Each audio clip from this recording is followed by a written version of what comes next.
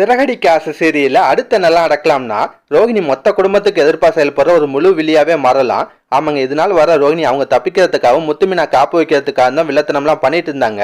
இனிமே அப்படிலாம் இருக்காது. ஏன்னா விஜய் அடிச்சதுல ரோஹிணி செம்ம டென்ஷன் ஆயிட்டாங்க. அதுலயும் மனோஜ் எல்லாம் அந்த நேரம் அவங்களுக்கு சுத்தமா சப்போர்ட் பண்ணல. அதெல்லாம் பார்த்து ரோஹிணிக்கு ஒரு மாதிரி ஷாக்கா தான் இருக்கும். இதுக்கப்புறம் என்ன நடக்கும்னா ரோஹிணி விஜயாவையும் மனோஜையும் பிரிக்க பார்ப்பாங்க. அவங்க ஏதாவது ஒரு குழப்பத்தை உண்டாக்கி விஜயாக்கும் மனோஜுக்கு இடையில சண்டை வர மாதிரிலாம் பண்ணுவாங்க. அதுக்கான அறிகுறி எல்லாம் இன்னைக்கு எபிசோட்லயே தெரிஞ்சு முதல் நடக்குதுன்னா ரோஹிணி வந்து மனோஜிட்ட பயங்கரமா சண்டை போறாங்க. உங்க அம்மா என்ன போட்டு அடிச்சிட்டு இருக்காங்க, நீ பாட்டு வேடிக்கை பார்த்துட்டு இருக்க, எனக்கா சப்போர்ட்டா ஒரு வார்த்தை பேசணும் கூட உனக்கு தோணல இல்லைன்னு சொல்லி கோவப்படுறாங்க. பதிலுக்கு மனோஜ் வந்து நீ ஏன் ரோஹிணி அம்மாவை எதிர்த்து பேசிட்டு இருந்த, நீ அமைதியா இருந்தாலே இந்த பிரச்சனையை நான் சமாளிச்சிருப்பேன், அது இல்லாம நான் வேஸ்ட் எதுக்குமே லாக்கிலன்ற மாதிரிலாம் பேசிட்டு இருக்கேன்னு சொல்லி அவரும் கோவப்படுறாரு. இப்படியே வாக்குவாதம் நடந்துட்டே இருக்கு. லாஸ்டா ரோஹிணி சொல்றாங்க, இப்போ கூட உனக்கு உங்க அம்மா தானே முக்கியமா போச்சு. இங்க பாரு மனோஜ், உங்க அம்மா உனக்கா ஒண்ணுமே பண்ணல, நான் தான் எல்லாத்தையுமே உனக்கா பார்த்து பார்த்து பண்ணிருக்கேன். ஏன் நீ பிசினஸ் ஆரம்பிக்கிறதுக்கு வீட்டு அடமானம் வைக்கணும்னு சொன்னல, உங்க அம்மா ஒத்துக்கிட்டாங்களா அப்படின்ற மாதிரிலாம் ஏத்தி விடுவாங்க.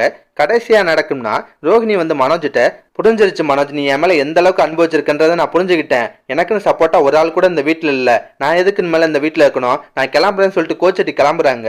மனோஜ் வந்து ரோஹிணி எவ்வளவு தடுக்க பாப்பாரு, ஆனா ரோஹிணி கேட்க மாட்டாங்க.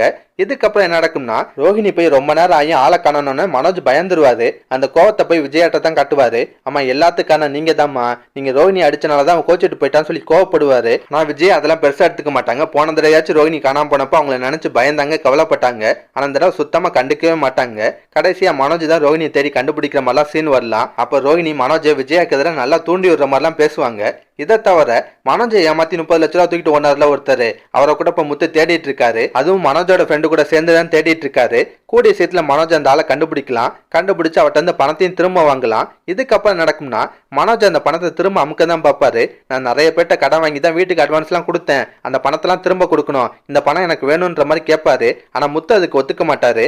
ஒருவேளை மனோஜ் ரொம்ப பிரச்சனை பண்ணா கூட அண்ணாமலை என்ன முடிவெடுப்பாருன்னா ஆளுக்கு 10 லட்சத்தை எடுத்துக்கோங்கன்னு சொல்லிட்டு பிரிச்சு தான் கொடுப்பாரு. இனிமேல் மனோஜுக்கு அந்த பணம் மொத்தமெல்லாம் கிடைக்க வாய்ப்பு இல்லை. இதெல்லாம் பத்தி உங்க கருத்தை மறக்காம கமெண்ட்ல சொல்லுங்க. இந்த வீடியோ பிடிச்சுன்னா ஒரு லைக்கை தட்டுங்க. நம்ம சேனல் ப்ரோமோ தமிழ் சப்ஸ்கிரைப் பண்ணலாம். ப்ளீஸ் கை சப்ஸ்கிரைப் பண்ணிக்கோங்க. நான் உடனே சீரியல் அப்டேட் கொடுத்துட்டே இருக்கேன். Bye guys.